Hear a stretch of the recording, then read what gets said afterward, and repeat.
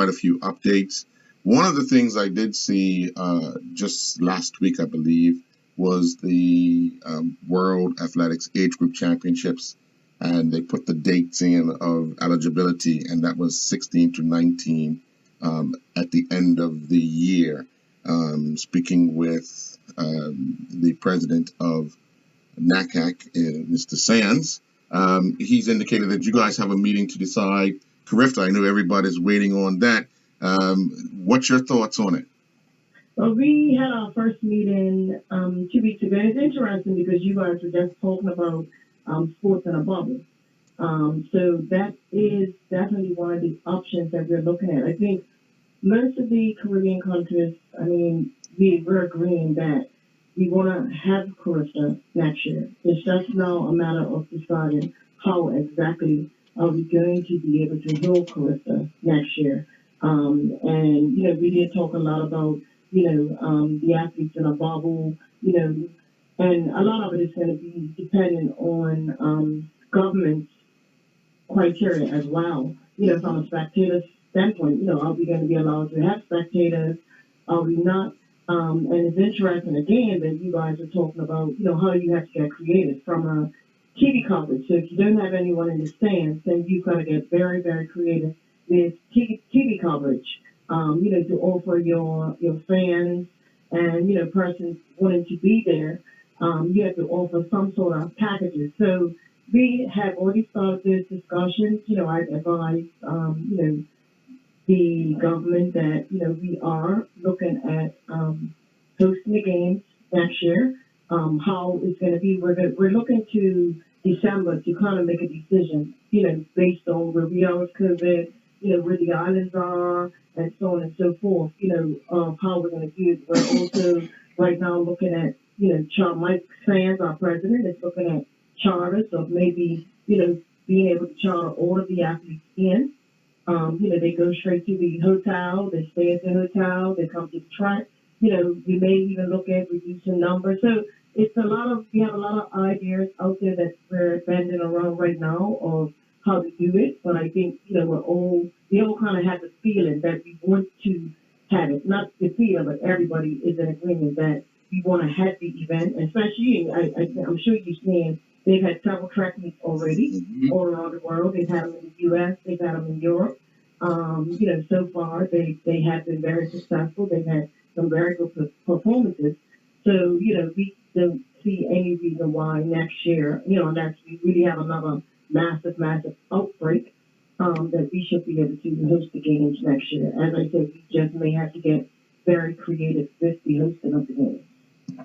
The one thing I noticed, even around the Caribbean, a lot of people are looking to get back into some normalcy of just that, having a sporting event going on. Caifta is one of the major, it's what we would consider our youth Olympics for this region, or the Olympics for these youngsters in the region. What are some of the obviously not everybody wants it, but you always have those who voice concern about, they doubt if things will happen. What are some of the concerns that are out there regarding having it and still with all the logistics that you just explained and having the games? I guess the main thing is safety. That's of course the utmost is safety. The other concern is you know, testing. You know, when the athletes arrive, you know, are we going to have testing in place, and how is it going to be, and so on and so forth. So all of those things, once we, you know, make a decision of yes, we're going to go forward, then of course we're going to have to sit down with the health ministry, you know, to work that out. So when we look at the games, I think the cost that we're going to have to now look at is the medical cost, because that's probably going to increase, you know, way more than what it would have in normal circumstances.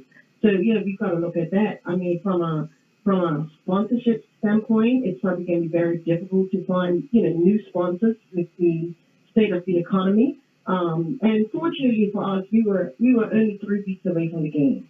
So, you know, we had everything. To be honest, if you walk into our DNAA office right now, you say, good Lord, we got boxes and boxes. We have everything. Because, as I said, we only had 3 weeks left. So we had to be close to being ready anyway. One of the other concerns is hotels.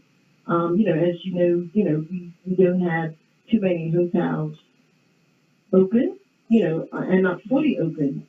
But we are in discussions with, the hotel that we were using. So, the person that's in charge of accommodations is in constant communication, with the hotel, which was Southampton Princess, on, where we are, how can things change and so on and so forth. So that's the other thing, how are we going to be able to accommodate? And of course, the last thing is transportation.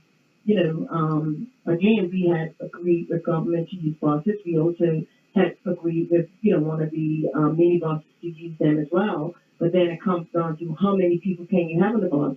So that could increase our budget. We're going to have to add, have less people on the bus. So that means increasing the number of buses. But I think the main concern, is health, the health and safety of our athletes and the health and safety of our officials. I think the main concern for everyone is where are we going to be from a COVID pandemic standpoint, and how are we going to keep our athletes safe and healthy throughout the games and the officials. Well, talking to the president, Mr. Sands, he was like you, very very upbeat about what could possibly happen next year. He said, he will talk to me after you guys meet again, but obviously he sounded optimistic about whatever you guys decide will be probably the outcome of having some form of the game, like you said, even if it's reduced numbers of sorts. But the possibility of having the games is a strong one. So want to wish you good luck in that. Have you had any idea of when possibly locally we can see a track meet? As you said, we've seen them in Europe, we've seen them in the U.S., we've seen them in the Caribbean as well. Well, we basically right now, as you know, we're getting ready to start our cross country season. The BNAA we just put out a document, because we've already created a document, COVID guidelines for training and track meets. So basically, all of our member associations and clubs and so on and so forth, they already have a copy of that. So we just released the document on Friday for COVID guidelines for road racing and cross country. So basically, we're looking at our cross country season starting when it's supposed to start. And we've got to get creative with it. We may have waves of say 10 children taking off at a time or something like that. But we're going to meet sometime this week to kind of finalize exactly how cross country is going to be done. We've also had requests from a few people to have a couple of mini track meets. We're very much in agreement with that. So, we're looking at, because we've got some people that are still, trying to qualify, and have athletes that are interested, in trying to reach the standards in their own island.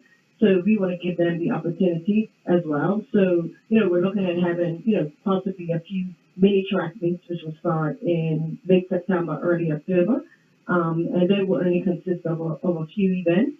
Again, we're looking at the safety and the health of the athletes, and also the number of athletes that will be participating in that. We have to make sure that we keep that. We've got to, as I said, we have a document that outlines all of the guidelines, so we kind of have to stick to the guidelines. Make sure that the starting blocks are cleaned and sprayed before the athletes use it. Things like that, hurdles or whatever. So we have guidelines that we're following for track and also for road racing and cross country. And both of those guidelines have basically come from World Athletics meetings that we have every other Wednesday. This fortunately the last one that we had, and we invited someone from the road running community to be part of the World Athletics session, because they talked about how road races are being held, and we had people from London Marathon and people from New York Marathon, and they also sent us a copy of their guidelines, and we have a copy of the World Athletics. So we're taking all of that information and mashing it together and creating it for Bermuda, the specifics that we need for Bermuda. So this is not just something that we've come up with. This is following World Athletics guidelines, and also we have our NECAC health officer, his reviewing the document to make sure that we have everything in place. And then This also goes to youth and sports, and they usually send it to the health ministry for them to approve it as well. So it's not like something we're just throwing together. We're trying to follow, World Athletics guidelines and other guidelines. So hopefully we can get our season kicked off. With the cross country, I know, schools are looking at having their Labor Day race. And, we sent them the guidelines and so on. And as I said, a couple of maybe track meets, also to start preparing the athletes. Because I know some of the Caribbean countries have started preparation for their athletes for Caribbean. So, we've got to get going on that as well.